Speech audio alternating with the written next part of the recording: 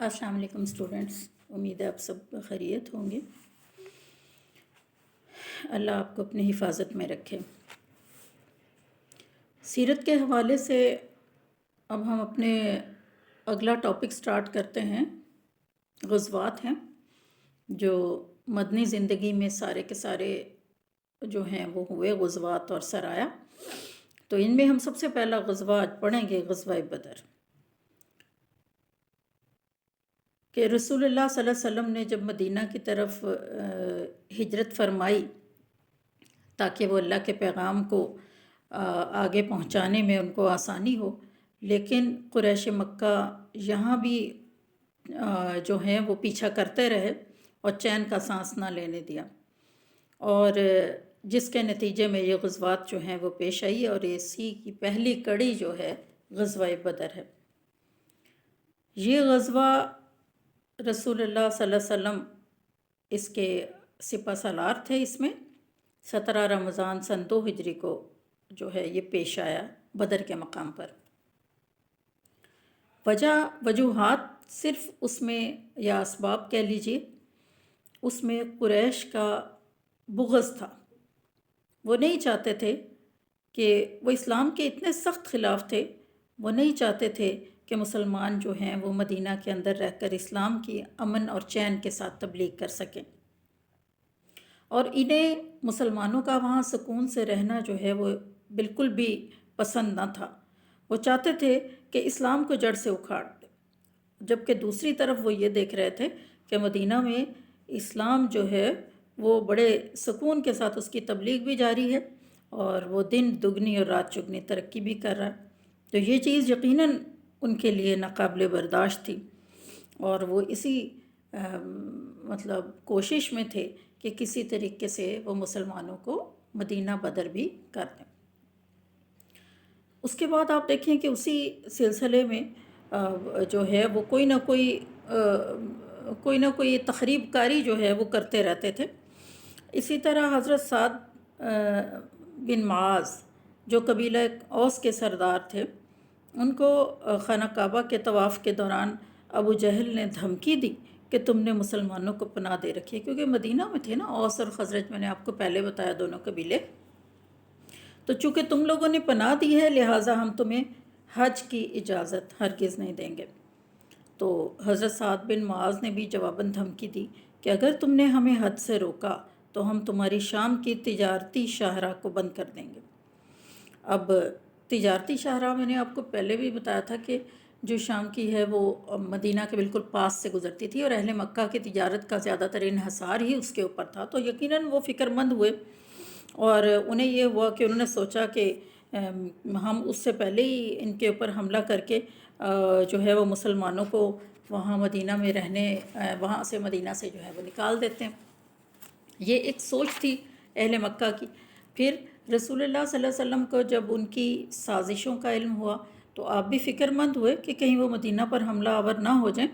اس لیے آپ صلی اللہ علیہ وسلم نے مدینہ کی حفاظت کے ضمن میں جو تدبیریں اختیار کی، ان میں ایک تو یہ تھا کہ آپ نے تجارتی شاہراہ جو تھی اس کے اوپر اپنے کچھ لوگوں کو مستقل جو ہے وہ وہاں پر تعینات کر دیا، اور تاکہ وہ حملے کی صورت میں قریش کی، اور دوسری طرف یہ ہے کہ آپ کو پتہ ہے کہ اندرونی طور پر سارے کے سارے اہل مدینہ کے جتنے بھی قبائل تھے ان کے ساتھ آپ نے معاہدے کیے، اور اس طرح سے بھی اندرونی طور پر آپ محفوظ ہو گئے تھے۔ تو اہل مکہ جو ہیں وہ انہوں نے سمجھا کہ یہ ہمارے خلاف کوئی اقدامات ہیں، اور جس کی وجہ سے انہوں نے قریش کی شاہراہ کے اوپر بھی اپنے دستے جو ہیں وہ تعینات کر دیے ہیں۔ تو یہ بھی انہوں نے اپنے طور پر جنگ کی تیاریاں بھی شروع کر رکھی تھیں۔ پھر آپ دیکھیں کہ اس کے علاوہ جو تیسری وجہ تھی کہ رسول اللہ صلی اللہ علیہ وسلم نے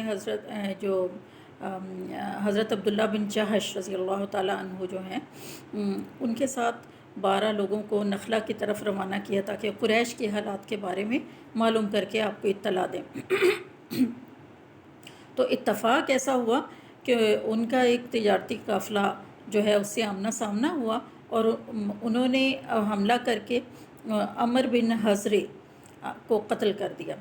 اور 2 کافروں کو گرفتار کر لیا اور کچھ مال غنیمت بھی ان کے ہاتھ آیا۔ جب وہ لے کر آپ صلی اللہ علیہ وسلم کے پاس آئے اور آپ کو اس بات کا علم ہوا تو آپ نے بڑی ناراضگی کا اظہار فرمایا اور ان کے قیدی جو ہیں وہ واپس کر دیے، بلکہ ان کو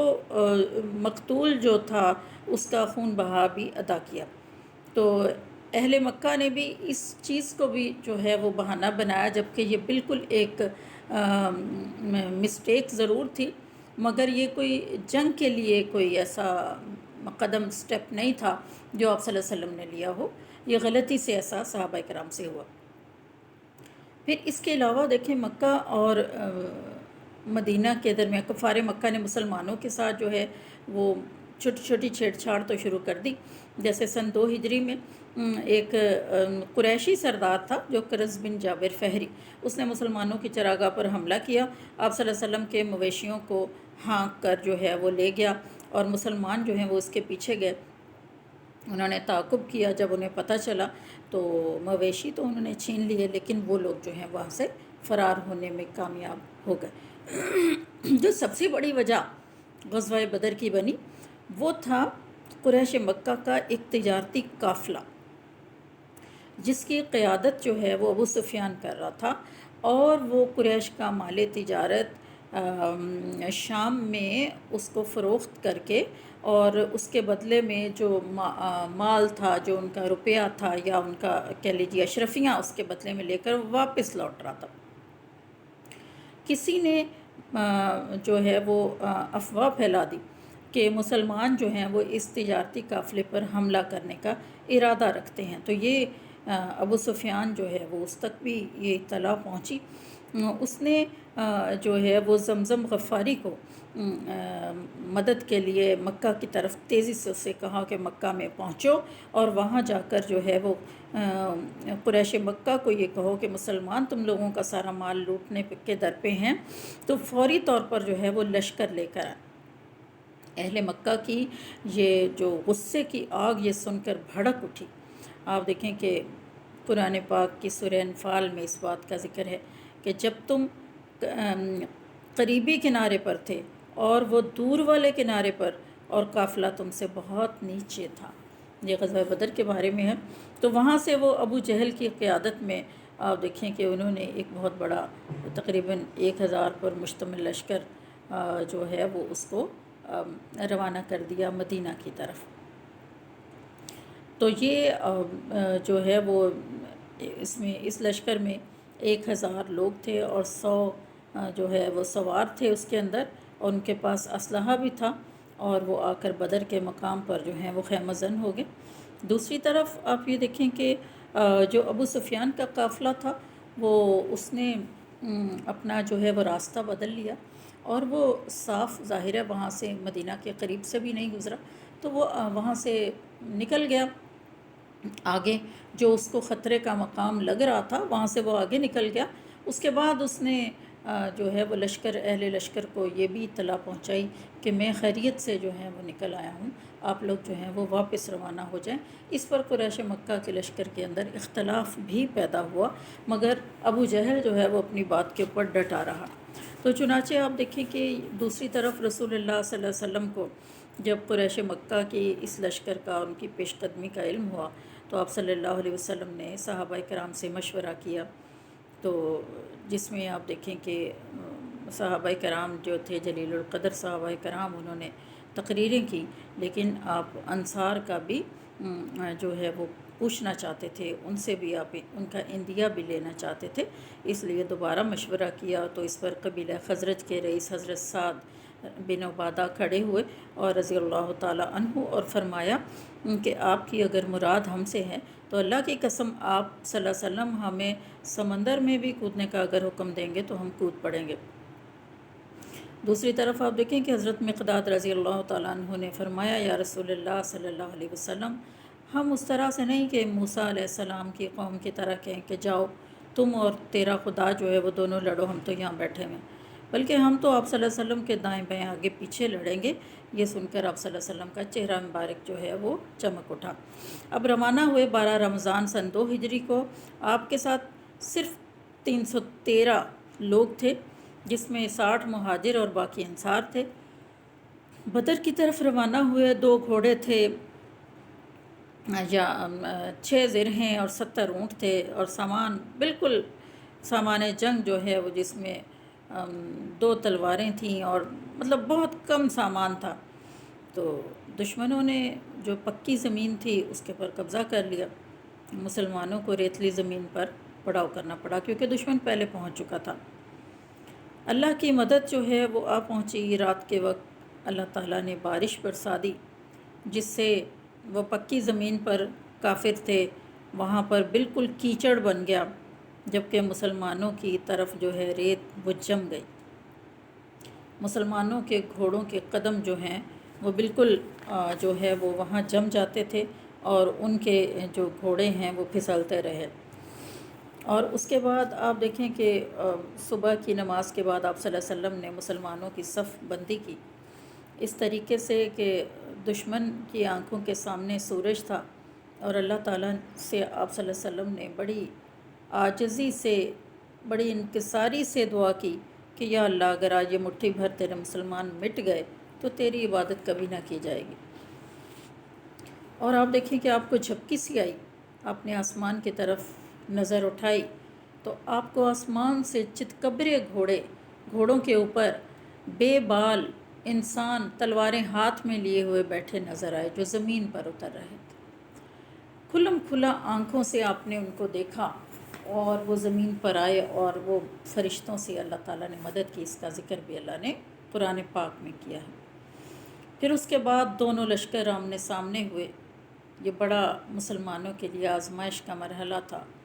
کیونکہ دونوں طرف جو ہیں وہ رشتہ دار آپس میں آمنے سامنے تھے۔ ظاہر ہے اس وقت آپ دیکھیں کہ اسلام کا ابتدائی زمانہ تھا، کچھ لوگ مسلمان ہو چکے تھے، کچھ ابھی اپنے کفر کے اوپر جو ہیں وہ ڈٹے ہوئے تھے۔ تو ظاہری بات ہے کہ یہ ایک دوسرے کے عزیز رشتہ دار، کہیں باپ جو ہے وہ بھائی بیٹے کے خلاف تھا، کہیں بیٹا باپ کے خلاف کھڑا تھا، بھائی بھائی کے خلاف جو ہے وہ کھڑا ہوا تھا۔ تو چنانچہ شروع میں عربوں کے ہاں دستور تھا کہ مبارزت طلب کی جاتی تھی جنگوں میں۔ مبارزت کا مطلب یہ تھا کہ ایک شخص ان کا بہادر جو ہے وہ ادھر سے نکلتا، ایک ادھر سے نکلتا، اور وہ آپس میں لڑتے۔ پھر اس کے بعد ایک ایک اور نکلتا، اس طرح 2 3 لوگ جو ہیں وہ اکیلے نکلتے۔ تو آپ دیکھیں کہ اس کے بعد عام لڑائی ہوتی تھی۔ تو اس مبارزت میں بھی مسلمانوں کو جو ہے وہ کامیابی ہو گئی، اور عام لڑائی شروع ہو گئی۔ مسلمانوں کو تو فرشتے نظر نہیں آ رہے تھے، لیکن وہ بڑی ہمت سے جو ہیں وہ لڑے، اور یہاں تک کہ کفار کے چھکے چھوٹ گئے، اور ان کو جو ہے شکست کا سامنا کرنا پڑا، اور ان کے 70 لوگ، جو ان میں ان کا سردار ابو جہل بھی تھا، وہ قتل ہوئے، اور 70 لوگ جو ہیں وہ قیدی بن گئے مسلمانوں کے، جبکہ مسلمان شہداء صرف 14 تھے۔ 3 دن دشمنوں کا انتظار کیا آپ صلی اللہ علیہ وسلم نے بدر میں رہ کر، اور پھر اس کے بعد جو ہیں فاتح کی حیثیت سے مدینہ روانہ ہوئے۔ جب آپ ان کو لے کر آپ دیکھیں کہ واپس آئے تو رات کے وقت ظاہر ہے ان کی قیدیوں کی جو چھنکنے کی آوازیں تھیں، آپ صلی اللہ علیہ وسلم ساری رات سو نہ پائے، اور اس کے بعد جو ہے وہ قیدیوں کے بارے میں آپ صلی اللہ علیہ وسلم نے صحابہ کرام سے مشورہ کیا کہ ان کا کیا کیا جائے۔ حضرت ابوبکر صدیق کی رائے کے مطابق ان قیدیوں سے فدیہ لے کر ان کو رہا کر دیا جائے، اور جو لوگ فدیہ دینے کے قابل نہ تھے لیکن پڑھے لکھے تھے، انہیں حکم دیا کہ وہ مدینہ کے اندر مسلمانوں کے 10 بچوں کو پڑھنا لکھنا سکھا دیں، تو ان کو آزاد کر دیا جائے گا، یعنی یہ بطور فدیہ ان سے قبول کیا جائے گا۔ حضرت عمر رضی اللہ تعالیٰ عنہ نے رائے دی کہ ان سب کے سر قلم کر دیا جائے، لیکن رسول اللہ صلی اللہ علیہ وسلم کی رائے حضرت ابوبکر صدیق رضی اللہ تعالیٰ عنہ کی رائے کے موافق جو ہے وہ نکلی، اور آپ نے اسی کے مطابق جو ہے وہ ان کو رہا کیا۔ اب آپ یہ دیکھیں کہ غزوہ بدر کے جو نتائج تھے، یہ اسلام اور کفر کا پہلا معرکہ تھا۔ اس لحاظ سے آپ دیکھیں کہ اگر دیکھا جائے تو جو ہسٹری میں بڑی بڑی جو تاریخ میں جنگیں ہوئیں، یہ سب اس جنگ کے مقابلے میں بڑی کمزور ہیچ نظر آتی ہیں۔ اس کے اثرات آپ یہ دیکھیں کہ پھر بڑے زبردست نکلے کہ غزوہ بدر میں دو فوجیں آپس میں آمنے سامنے تھیں. ان دونوں کے مقاصد اتنے مختلف تھے. ایک کا مقصد دین اسلام کی اشاعت کرنا، اس کی ترویج کرنا، جبکہ دوسری فوج کیا تھی کہ وہ سمجھتی تھی کہ میرے پاس جو افرادی قوت ہے، جو میرے پاس اسلحے کی طاقت ہے، اس کے ذریعے میں ان کو نیست و نابود کر دوں گا. یعنی وہ انہیں زوم تھا کہ مسلمانوں کی تعداد اتنی کم ہے، اسلحہ ان کے پاس نہیں ہے، اور ہم جو ہیں وہ تعداد میں بھی زیادہ ہیں. تو لیکن دوسری طرف آپ دیکھیں کہ مسلمانوں کو اللہ کے اوپر ایمان اور یقین جو ہے سب سے بڑی بات تھی. اور کیونکہ وہ جو ہے وہ کیا کہتے ہیں، اپنے آپ کو ظاہر یقیناً مسلمان حق پر تھے، لیکن قریش جو ہیں وہ انہیں زوم تھا اس بات کا، اپنی طاقت کا. ابو جہل نے جنگ کے شروع میں اللہ سے دعا کی کہ یا اللہ جو جماعت حق پر ہو اسے فتح دینا، اور اس جنگ میں مسلمانوں کی کامیابی سے یہ بات ثابت ہو گئی کہ وہ حق پر ہیں. اسی لیے اس جنگ کو یوم الفرقان کے نام سے بھی یاد کیا جاتا ہے. اگر سوال اس قسم کا ہو یوم الفرقان کے بارے میں تو آپ کو پتہ ہونا چاہیے کہ یہ غزوہ بدر کے بارے میں ہے. یوم الفرقان اسے کہا جاتا ہے. اب یہاں آپ دیکھیں کہ کچھ لوگ حضرت محمد صلی اللہ علیہ وسلم کی کامیابی کو مشکوک سمجھتے تھے، لیکن جنگ کے خاتمے پر ان کے یہ شک جو ہے وہ ختم ہو گیا، اور اسلام میں لوگ جو ہیں وہ بہت بڑی تعداد میں داخل ہونے لگے، اور بہت مختصر سے عرصے میں اسلام پورے عرب میں پھیل گیا. یہاں ایک اور جو نتیجہ نکلا وہ یہ کہ قریش جو ہے وہ ان کا جو تکبر تھا، جو اکڑتے ہوئے میدان جنگ میں اترے تھے، اور ان کا جو زوم تھا کہ میدان میں ہم ایسے بہادری کے کارنامے سر انجام جو ہیں وہ دیں گے کہ ان کی دھاک جو ہے وہ پورے عرب میں بیٹھ جائے گی. لیکن ان کی اتنی ذلت آمیز ان کو شکست مسلمانوں کے ہاتھوں ہوئی. ان کا جو تکبر تھا، جو ان کا غرور تھا، وہ بالکل مٹی میں مل گیا. اور اس جنگ کا بہت بڑا فائدہ کہ مسلمان جو ہے پہلے کافروں کو دیکھ کر جو تھوڑا دلوں کے اندر ان کے خوف تھا کہ ہم اتنی کم تعداد میں بہت کم اسلحے کے ساتھ دشمن کا سامنا کر رہے ہیں، تو پتہ نہیں اس کا نتیجہ کیا نکلے گا. تو آپ یہ دیکھیں کہ بہت بڑا اس کا یہ فائدہ ہوا کہ مسلمانوں کے حوصلے بہت بلند ہوئے، اور انہیں یقین ہو گیا کہ صبر کرنا اور ثابت قدمی کے ساتھ اللہ کی راہ میں اگر وہ لڑیں گے تو وہ بہت بڑی بڑی طاقتوں کو بھی شکست جو ہے وہ دے سکتے ہیں. اور اس کا نتیجہ ایک بہت بڑا یہ نکلا کہ مسلمانوں کی جو ایک دھاک بیٹھ گئی تمام عرب کے قبائل کے اوپر کہ وہ تعداد میں کم ہونے کے باوجود بھی بڑی بڑی طاقتوں کو شکست دے سکتے ہیں.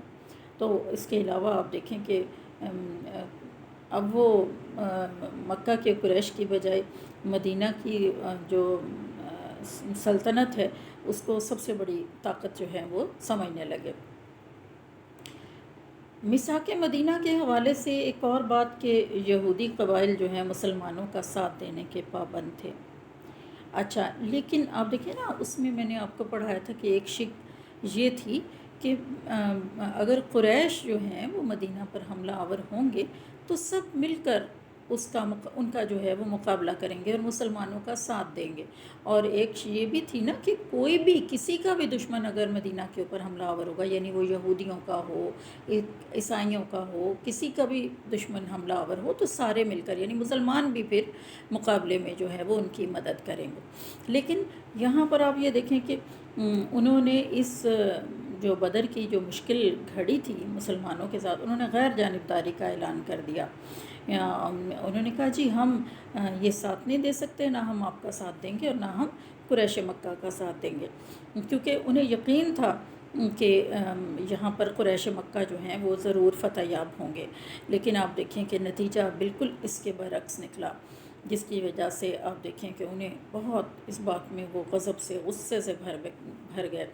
اور بلکہ اس کے نتیجے میں کیا ہوا کہ وہ مکہ گئے یہودی لوگ، اور ان کے سرداروں کی موت پر جو ہیں وہ ان کے ساتھ انہوں نے بھی ماتم کیا، اور نہ صرف وہ روئے پٹے اور ان کے ساتھ تعزیت کی، بلکہ ان کو یہ کہا کہ مدینہ پر آپ لوگ تو اب حملہ آور ہوں اور حملہ کریں، ضرور کریں، اب اس کے نتیجے میں آپ لوگ ان کو ترغیب دی اس بات کی۔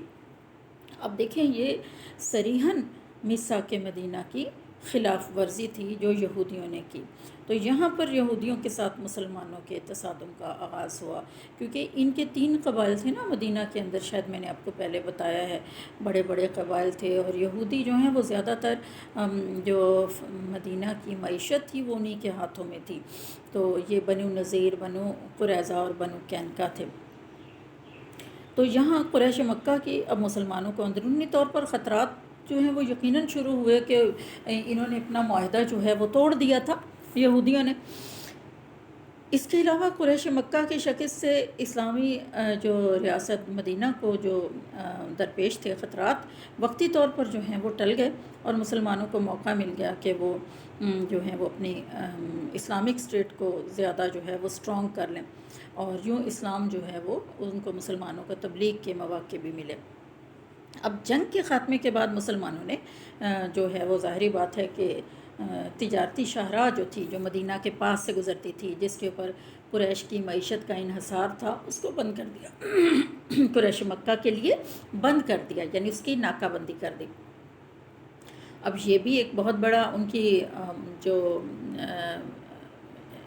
اکانومی تھی اہل مکہ کی، اس کو بہت بڑا اس کے لیے ایک دھچکا تھا۔ غزوہ بدر کے بعد قریش مکہ جو ہیں وہ دشمنی اور حسد کی آگ میں جلنے لگے کہ ان کی رہی صحیح طاقت جو ہے وہ 10 سال کے اندر جو ہے وہ صرف ختم ہوگی، اور مسلمان جو ہے وہ عرب کے اندر چھا گئے۔ غزوہ بدر میں مسلمانوں کی کامیابی سے بہت سے ایسے لوگوں نے بھی اسلام قبول کرنے میں عافیت سمجھی جو دل سے اسلام کے دشمن تھے، جس کے نتیجے میں منافقین کا ایک گروہ پیدا ہوا مدینہ کے اندر، جو اسلام کا لبادہ اوڑھ کر مسلمانوں کے خلاف سرگرم ہو گیا، دشمنوں کو مسلمانوں کے خلاف خفیہ طور پر بھڑکانے لگا۔ آپ دیکھیں کہ ظاہری بات ہے منافقین، ان کا سردار جو ہے جس کو رئیس المنافقین کہا جاتا تھا، وہ عبداللہ بن ابی تھا، یہودی تھا اندر سے، مگر یہ ہے کہ اپنے ساتھیوں کو لے کر اسلام کا لبادہ صرف اس لیے اوڑھ لیا کہ آپ دیکھیں کہ دشمن 2 طرح کا ہوتا ہے۔ ایک ہوتا ہے جو کہ صریحاً کھلم کھلا دشمن ہے، کافر ہیں، یہودی ہیں، کھلم کھلا ہم جانتے ہیں وہ ہمارے دشمن ہیں، تو ہم ان کے بارے میں ذرا محتاط رویہ اختیار کرتے ہیں۔ لیکن اگر کوئی منافق ہے اور اس نے اسلام کا لبادہ صرف اوڑھ رکھا ہے، اور وہ اندر سے جو ہے وہ یہودی ہی ہے یا کافر ہی ہے، لیکن وہ مسلمانوں کے ساتھ نمازیں بھی پڑھتا ہے اور مسلمانوں کے ہر معاملے میں ان کے ساتھ اٹھتا بیٹھتا ہے، تو ہم اس کے شر سے ہمارے لیے بچنا جو ہے مسلمانوں کے لیے مشکل ہو جاتا ہے۔ تو اسی طرح کا یہ ایک گروہ تھا، اسلام کا انہوں نے لبادہ اوڑھا، مسلمانوں کے ساتھ مسجد کے اندر نمازیں بھی پڑھتے تھے، اور جو ہے وہ مسلمانوں کے خلاف ان کے اندر کے راز معلوم کر کے بھی دشمنوں تک پہنچانے لگے۔ یہی غزوہ بدر تھا کہ مسلمانوں یہ جو غزوہ احد کا بھی پیش خیمہ ثابت ہوا، کیونکہ ان کے 70 لوگ جو ہیں بڑے بڑے سردار تھے، وہ جو ہیں وہ وہاں پر قتل ہوئے، اور ابو جہل نے قسم کھائی تھی کہ وہ اس وقت تک نہ تو نہائے گا اور نہ ہی اپنے سر میں تیل ڈالے گا جب تک کہ وہ ان مقتولین کا بدلہ نہیں لے لیتا۔ اور پھر اس کے بعد آپ یہ دیکھیں کہ ان کی جو عورتیں تھیں وہ گلی گلی میں جا کر جو ہیں وہ نوحے پڑھتی تھیں، اور جو بدر کے مقتولین کی جو عزیز رشتہ دار تھیں وہ بھی نوحے پڑھتی تھیں، روتی تھیں، گریبان پھاڑتی تھیں، اور اپنے لوگوں کو ابھارتی تھیں کہ وہ مسلمانوں سے اس بات کا جو ہے وہ بدلہ لیں۔ اب ہم دیکھیں گے کہ مسلمانوں کی بدر میں کامیابی کے اسباب کیا تھے۔ غزوہ بدر میں مسلمان اگرچہ قریش کے مقابلے میں ایک تہائی بھی نہیں تھے، ان کے پاس اسلحے کی کمی بھی تھی، سارا ساز و سامان ہی کم تھا، لیکن پھر بھی اللہ کی نصرت، اللہ نے جو ان کو کامیابی دی۔ پہلے تو میں نے ایک وجہ یہ بھی آگے میں نے بتایا کہ 1000 فرشتوں کی صورت میں اللہ نے مسلمانوں کو مدد جو ہے وہ دی۔ پھر اگرچہ دشمن جو ہے آپ کو پتہ ہے بدر میں پہلے پہنچ چکا تھا، اور اس نے جو ہے پکی زمین جو تھی، پتھریلی زمین، اس کے اوپر قبضہ کر لیا تھا۔ اور لیکن آپ صلی اللہ علیہ وسلم نے اپنی فوج کی جب ترتیب دیا تو سورج مسلمانوں کی پشت پر آ گیا، یعنی ان کی آنکھوں میں اس کی روشنی نہیں پڑتی تھی اور دشمن کی آنکھوں میں سورج کی روشنی پڑتی تھی۔ یہ بہت بڑی ایک وجہ بن گئی۔ اور پھر آپ یہ دیکھیں کہ رسول اللہ صلی اللہ علیہ وسلم نے جو ان کی صف بندی کی، وہ اس کی ترتیب بہترین تھی۔ آپ ایسی ترتیب اور ایسی صف بندی سے دشمن مسلمانوں کو لڑوایا کہ انہیں یہ بھی کامیابی میں ایک وجہ جو ہے وہ بن گئی۔ اس طرح آپ یہ دیکھیں کہ اس کے علاوہ قریش مکہ میں آپس میں اتحاد نہ رہا، جیسا کہ میں نے آپ کو پہلے بتایا کہ جب ابو سفیان کا قافلہ خیر و خیریت سے مکہ پہنچ گیا اور پیغام بھی ابو جہل کو دے دیا گیا کہ اب مسلمانوں کے ساتھ آمنا سامنا یا لڑنے کی جرت نہ کرے بلکہ وہاں سے واپس آ جائے، تو ان کا سردار جو تھا عتبہ، وہ لڑنے کے اوپر راضی نہیں تھا۔ بنی زہرہ، بنی عدیم، بنی ہاشم میں سے ایک گروہ بھی وہاں سے واپس لوٹ گیا، جبکہ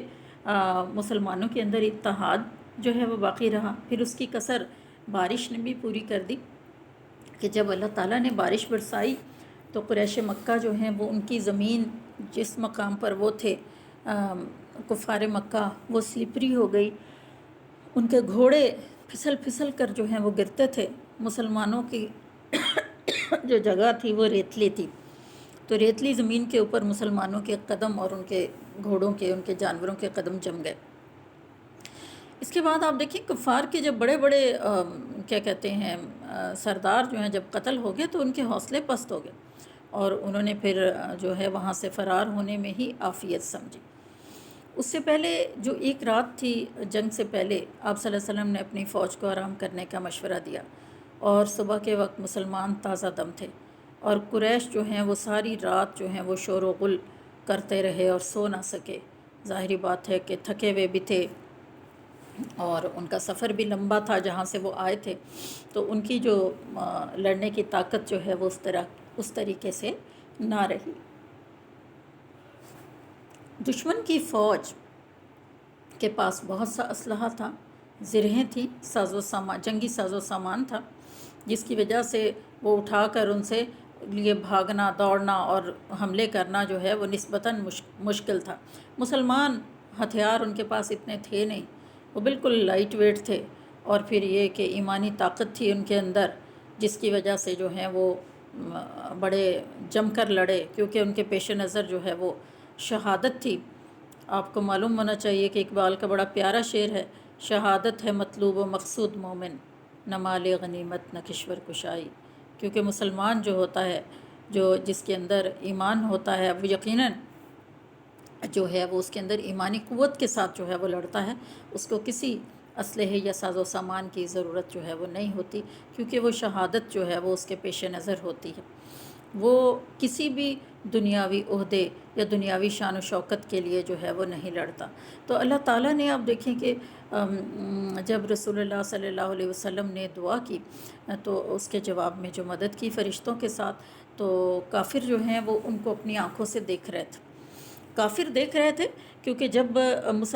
کفار کے قیدی مسلمانوں کے ہاتھ آئے تو ظاہری بات ہے وہ بھی ایک بڑا رعب تھا ان کے اوپر کی تعداد دیکھ کر۔